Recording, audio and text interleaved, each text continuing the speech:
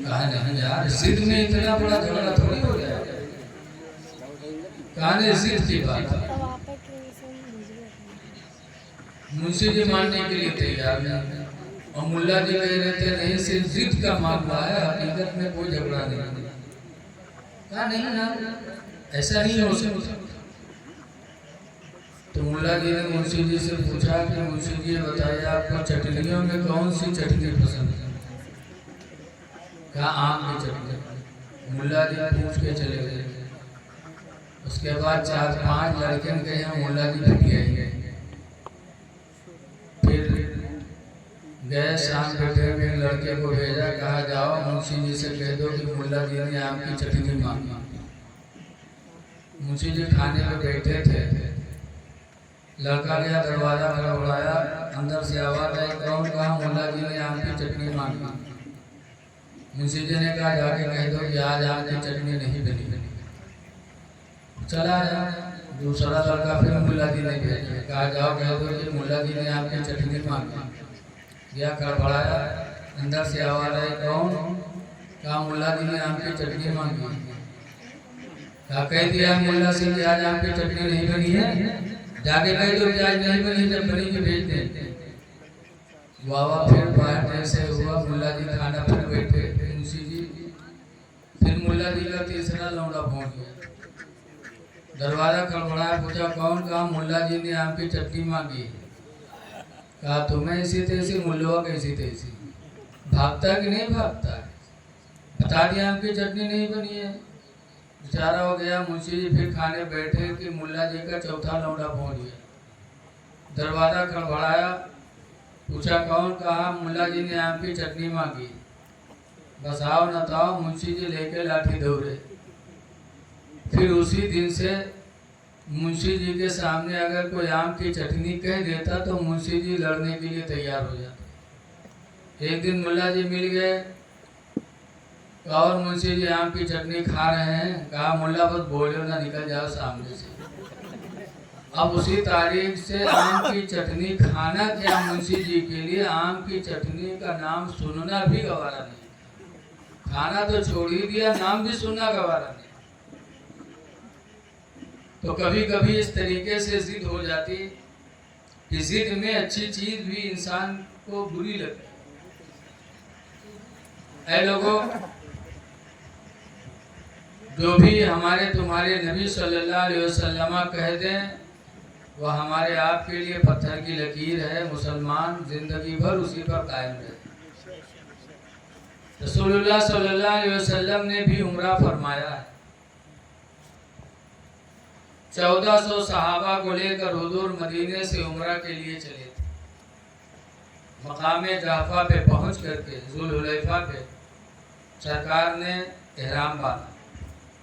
उस उम्रा में सरकार की बीवी हजरत उम्मे सलमा रज़ियल्लाहु अन्हा भी थी। मक्का के करीब हुदैबिया एक जगह है, वहां सरकार पहुंचे 1400 सहाबा को लेकर। फिर हजरत उस्मान गनी रज़ियल्लाहु अन्हु को भेजा कि जाओ मक्का में मालूम करो कैसे हालात हैं, बताओ कि हमारे नबी उम्रा करने के लिए आ रहे हैं 1400 सहाबा के साथ। जाओ खबर लेके आओ क्या हाल है, लोगों का क्या इरादा है। मक्का वालों ने जब सुना तो उर्वा बिन मसूद सखफी को मक्का के लोगों ने हुजूर के पास भेजा। कहा जाके देखो उनका मामला क्या है, वो क्या करते रहते। उर्वा बिन मसूद सखफी जब हुदैबिया के मैदान में पहुंचे हुजूर के सामने, तो क्या देखते हैं उर्वा बिन मसूद सखफी, अल्लाह के रसूल सल्लल्लाहु अलैहि वसल्लम वضو बनाते हैं तो उनके वضو के पानी को सहाबा नीचे नहीं गिरने देते। दौड़ के 1400 सहाबा अपने हाथों पे लेके अपने चेहरों पे मल लेते। कुल्ली करते हैं, उसको भी नीचे नहीं गिरने देते। यहाँ तक कि सरकार थूकते खखार थूकते, उसको भी सहाबा जमीन पे नहीं गिरने देते, हाथों पे लेके चेहरे पे मल लेते। حدیث پاک میں ہے ما نخ نختا رسول اللہ صلی اللہ علیہ وسلم الا وقع فی ید اصحابی رسول اللہ، کہ سرکار کوئی تھوک نہیں تھوکتے مگر سرکار کے اصحاب کے ہاتھوں میں وہ تھوک گرتا، وَقَانَ يَمْسَحُ بِوُجُوهِهِمْ، اور وہ لوگ اس تھوک کو اپنے چہروں پہ مل لیتے۔ تو عروہ بن مسعود ثقفی لوٹ کے آئے، کہنے لگے اے لوگوں، اس نبی کا مقابلہ تم لوگ کبھی نہیں کر سکتے۔ کہا کیوں؟ کہا جو ان کے ساتھی ہیں 1400، جب وہ اس نبی کے تھوک کو زمین پہ گرنا گوارا نہیں کرتے، گرانا تھوک کو لے کے اپنے چہروں پہ مل لیتے ہیں، تو وہ 1400 لوگ اپنے نبی کے خون کو زمین پہ کب گرنے دیں گے؟ وہ جان دے دیں گے لیکن نبی پہ مر مٹ جائیں گے، ان کا مقابلہ نہیں کر سکتے۔ حضرت عثمان غنی رضی اللہ تعالیٰ عنہ حضور کے بھیجنے سے مکہ آئے تھے، پوچھا تو مکہ کے لوگوں نے کہا نہیں، جا کے کہہ دو اس سال واپس جا، عمرہ نہیں کرنے دیا جائے گا، آپ آئے ہو تو عمرہ کر لو۔ تو حضرت عثمان غنی کا عشق رسول دیکھو، کہتے ہیں میں اکیلے طواف نہیں کر سکتا، میں تو اپنے نبی کے ساتھ ہی طواف کروں۔ مکہ گئے لیکن خانہ کعبہ کا طواف عثمان غنی نے نہیں کیا، اور واپس حضور کے پاس پھر پہنچے تو صلح لکھی جانے لگی کہ اس سال آپ واپس جائیں گے۔ صلح لکھتا کون تھا؟ حضرت علی شیر خدا، بولتے تھے سرکار، کہا لکھو بسم اللہ الرحمن الرحیم۔ عروہ بن مسعود ثقفی نے کہا ہاں اسی کا تو جھگڑا ہے، اگر ہم اللہ کو رحمان الرحیم مان ہی لیں تو پھر معاملہ کیا ہے؟ بسم اللہ، بس لا لا نہیں، لا لکھو اتنا، حضور نے فرمایا لکھ دو۔ پھر کہا محمد من محمد رسول اللہ، تو عروہ پھر کہتے ہاں من محمد بن عبداللہ لکھو، رسول اللہ نہ لکھو، اگر ہم آپ کو اللہ کا رسول مان ہی لیتے تو بھی جھگڑا کہے گا؟ من محمد بن عبداللہ، سرکار نے فرمایا چالی لکھو، لکھا جانے لگا صلح۔ تو سرکار سے کہا گیا کہ لکھو اس سال آپ واپس جائیں گے، عمرہ نہیں کریں گے، سرکار نے فرمایا لکھ دو، لکھا حضرت علی نے۔ پھر کہا کہ آئندہ سال آنا لیکن کوئی تلوار لے کے نہیں آنا، کوئی ہتھیار نہ لانا، کہا ٹھیک ہے لکھو۔ پھر کہا لکھو کہ مکہ کا آدمی ہمارے مدینہ گیا تو آپ کو واپس کرنا پڑے گا، کہا لکھو۔ پھر کہا بھی لکھو کہ مدینے کا آدمی آپ کے ہمارے مکہ میں آئے گا تو ہم لوگ چاہیں گے واپس کریں گے، چاہے نہ واپس کریں گے، کہا لکھو۔ تب حضرت عمر فاروق اعظم رضی اللہ تعالیٰ عنہ کھڑے ہو گئے، کہنے لگے اللہ کے رسول کیا آپ حق پر نہیں ہیں؟ کہا بے شک حق پر ہے۔ تو کہا ادب کے صلح کیوں کر رہے ہیں؟ حضرت سیدنا ابو بکر صدیق عاشق رسول رازدار پیغمبر کھڑے تھے، انہوں نے کہا عمر اللہ کے رسول جو کر رہے ہیں اسی میں کامیابی ہے، کرنے دو۔ اس طرح سے صلح ہو گئی اور اللہ کے رسول صلی اللہ علیہ وسلم حدیبیہ سے واپس مدینہ چلے گئے۔ پھر سرکار نے 8 ہجری میں عمرۃ القضاء ادا فرمایا۔ پتہ اس سے 2 چیزیں معلوم ہوئی، ایک تو یہ کہ سرکار نے بھی عمرہ کیا اور صحابہ نے بھی کیا۔ خوش نصیب وہ انسان جو عمرہ کرتا ہے، وہ نبی کے راستے پہ بھی ہوتا ہے، صحابہ کے راستے پہ بھی ہوتا ہے۔ اور سرکار نے فرمایا میری امت میں 73 فرقے ہوں گے، سب جہنم میں جائیں گے، ایک فرقہ جنت میں جائے گا۔ پوچھا گیا وہ کون؟ کہا جو میرے اور میرے صحابہ کے راستے پہ چلے گا۔ اس لیے لوگوں اللہ توفیق دے تو عمرہ کرو۔ دوسری بات یہ ہے کہ میرے نبی نے صلح کیا ہے، آپ بھی کوئی معاملہ ہے تو صلح کر لو، ضد نہ کرو، نہیں ہم ایسا کریں گے۔ غریب نواز کے ماننے والے انہوں نے بھی صلح کیا ہے، لڑائی نہیں کیا میرے غریب نواز نے اجمیر کی دھرتی پر۔ جب پیڑ کے نیچے بیٹھے تھے، راجا کے سپاہیوں نے اٹھایا تھا تو غریب نواز نے نہیں کہا تھا میں بیٹھوں گا، کہا تھا ٹھیک ہے میں جا رہا ہوں، تمہارے اونٹ بیٹھتے تو وہی بیٹھیں گے۔ غریب نواز جھگڑا نہیں کیے تھے، اللہ کے اوپر صبر کیا تو اللہ نے وہ کامیابی دیا غریب نواز کو کہ اونٹ بیٹھے تو زمین نے چپک لیا، غریب نواز سے معافی مانگا، معاف کیا تو زمین نے چھوڑ دیا۔ اے لوگوں، نبی کی زندگی سے ہمیں سبق لینا چاہیے کہ ہم کو بھی صلح کرنا چاہیے۔ کوئی معاملہ ہو تو اس پہ ہمیں اڑنا نہیں چاہیے، ضد نہیں کرنا چاہیے۔ ایک چیز یہ بھی سنو کہ اگر کوئی اچھی بات بتائے، چھوٹا ہو تب بھی مان لینا چاہیے۔ بیٹا باپ کو بتایا، باپ یہ نہ سوچے میرا بیٹا ہو کہ میرا باپ بن رہا ہے، نہ، شاگرد استاذ کو بتایا تو مان لینا چاہیے۔ حضرت عمر فاروق اعظم بڑے ہیں، حضرت علی چھوٹے ہیں، چونکہ وہ دوسرے خلیفہ ہے، چوتھے خلیفہ، لیکن حضرت عمر فاروق اعظم رضی اللہ تعالیٰ عنہ جب خدا کے گھر کے طواف کے لیے حاضر ہوئے تھے تو فرمایا تھا انکا حجر، اے حجر اسود تو ایک پتھر ہے، لا تضر ولا تنفع، تو نہ کسی کو نقصان دے سکتا نہ کسی کو فائدہ پہنچا سکتا۔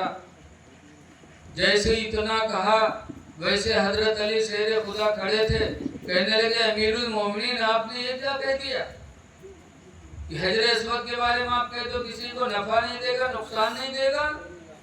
میں نے اللہ کے رسول صلی اللہ علیہ وسلم سے سنا ہے انہو یبعث یوم القیامہ، حضور فرماتے تھے کہ قیامت کے دن یہ پتھر حجر اسود اٹھایا جائے گا، وَلَهُ عَيْنَيْن، اور اس کی دو آنکھیں ہوں گی قیامت کے دن، وَلَهُ لِسَانٌ، اور اس کی ایک زبان ہوگی، وَلَهُ شَفَتَيْن، اور اس حجر اسود پتھر کے دو ہونٹ ہوں گے، جس کے بارے میں قیامت کے دن یہ گواہی دے دے گا اللہ تعالیٰ، اس کی گواہی مان کر اس کا حساب و کتاب فرمائے گا۔ جب حضرت عمر رضی اللہ تعالیٰ عنہ نے سنا تو رونے لگے اور رو کر کے پھر دعا مانگنے لگے، اللہ جس دن علی اس روئے زمین پر نہ ہو اس دن مجھے تو اس روئے زمین پر باقی نہ رکھنا، اے اللہ علی سے پہلے مجھے اٹھا لینا۔ یہ حضرت عمر نے دعا مانگی، پتا چلا کہ حضرت عمر نے علی کا احسان مانا کہ انہوں نے ہمیں ایک حدیث میرے نبی کی بتا دی جو مجھے معلوم نہیں، تو دعا مانگی کہ اللہ ان سے پہلے مجھے اٹھا لینا، اس دن روئے زمین پہ نہ رکھنا جس دن اس زمین پر علی نہ ہو۔ اس لیے ہم کو آپ کو کسی سے کوئی بات اگر ملے تو قبول کر لینا چاہیے۔ دیکھیے حدیث پاک میں بتایا گیا وفد اللہ ثلاث، اللہ کے مہمان تین لوگ ہوتے ہیں، تین بندے ایسے جو خدا کے مہمان۔ نمبر ایک پر حضور فرماتے الحاج، حج کرنے والا حاجی خدا کا مہمان۔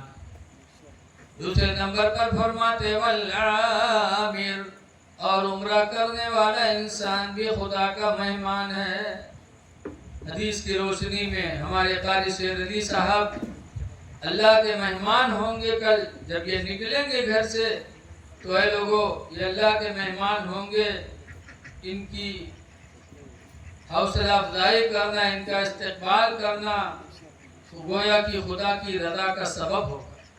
اس لیے آپ حضرات اپنے نصیب کو بلند کرنے کے لیے جب یہ اپنے گھر سے عمرہ کے لیے نکلے خدا کے گھر کے طواف کے لیے، تو آپ یہ نہ سمجھو کہ ہمارے ایک پڑوسی جا رہے ہیں، بلکہ یہ سوچو کہ خدا کے مہمان جا رہے ہیں۔ ہمیں ان کا استقبال بھی کرنا ہے، ان کی تعظیم بھی کرنی ہے۔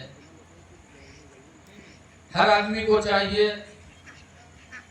کہ اللہ تعالیٰ سے دعا مانگے، اللہ تعالیٰ کی رحمت سے کبھی مایوس نہیں ہونا چاہیے۔ عمرہ ایک وہ مبارک عمل ہے کہ حضرت عبداللہ بن مسعود رضی اللہ تعالیٰ عنہ فرماتے ہیں عن عبداللہ بن مسعود قال قال رسول اللہ، حضرت عبداللہ بن مسعود سے روایت ہے، فرماتے اللہ کے رسول نے ارشاد فرمایا تابع الحج والعمرۃ، حج اور عمرہ پہ در پہ کرو۔ کیوں؟ لِأَنَّهُمَا يَنْفِيَانِ الْفَقْرَ، اس لیے کہ یہ دونوں محتاجی کو مٹا دیتے ہیں۔ حج اور عمرہ پہ در پہ کرو، کیوں؟ لِأَنَّهُمَا يَنْفِيَانِ الْفَقْرَ، اس لیے کہ یہ دونوں محتاجی کو مٹا دیتے ہیں۔ حج اور عمرہ پہ در پہ کرو، کیوں؟ لِأَنَّهُمَا يَنْفِيَانِ الْفَقْرَ، اس لیے کہ یہ دونوں محتاجی کو مٹا دیتے ہیں۔ वज़्ज़ुनूबा और गुनाहों को मिटा देते हैं। उम्रा करने वाले इंसान से अल्लाह ताला गुनाह को भी मिटा देता और मुहताजी को भी मिटा देता है। कोई ये न सोचे कि हमारा लाख 1.5 लाख 2 लाख चला जाएगा, हम गरीब हो जाएंगे। अल्लाह अपने खजाने रहमत से ऐसा देगा कि इंसान कभी सोच भी नहीं सकता। इसलिए हमें उस दर की हाजिरी का इरादा बनाना चाहिए। अल्हम्दुलिल्लाह उम्रा के अंदर 2 रुकन हैं, खाने काबा का तवाफ करना और सफ़ा मरवा के दरमियान में सई करना। ये दोनों रुकन हैं, इनमें से अगर एक छूट गया तो उम्रा अदा नहीं हो सकता। उम्रा में जाने के बाद, हज में जाने के बाद इंसान का दिल नरम होना चाहिए। लेकिन देखा जाता है कि कुछ लोग नियत अच्छी नहीं होती, माल अच्छा नहीं करते तो वहाँ जाके भी बिगड़े रहते। मैंने आंखों से देखा हज से वापसी में मक्कतुल मुकर्रमा से जब बस रवाना हुई जद्दा के लिए तो 60 हाजी थे, सबका एक एक पैकेट खाना एक कार्टून में भर के अंदर रखा गया और उसके बाद मुअल्लिम ने कहा इसमें से सब बांट लेना। तो हज कही के सब फारिग हुए रहे, वतन आवत रहा और सब डब्बा पर टूट फिरे। कोनो 5 उठेस, कोनो 6 उठेस, कोनो पैपे नहीं किए। हमने कहा बताइए, अभी घर भी नहीं गए हैं, हुदूद हरम ही के अंदर हैं और नीयत इस तरह बिगड़ गई। तो आए लोगों, अल्लाह से रो करके दुआएं करो कि अल्लाह हज की तौफीक दे, उम्रा की तौफीक दे, तो उसको बचाने की भी तौफीक दे। ये नहीं कि हम उम्रा करें, हज करें और उसके बाद फिर ऐसे अमाल करें कि जिससे हमारी आखिरत और दुनिया दोनों बर्बाद हो जाए। काबे का काबा देखो, काबा तो देख चुके, काबे का काबा देखो। क्योंकि मदीना में नबी का रोज़ा है। मदीना वो सरजमीन है जहाँ पर रसूलुल्लाह सल्लल्लाहु अलैहि वसल्लम के सहाबी हजरत उमर फारूक आदम मरने की दुआ मांगा करते थे। कहा करते थे अल्लाहुम्मा अर्ज़ुक़नी शहादतन फी सबीलिका, ऐ अल्लाह तो अपनी राह में मुझे शहादत दे दे।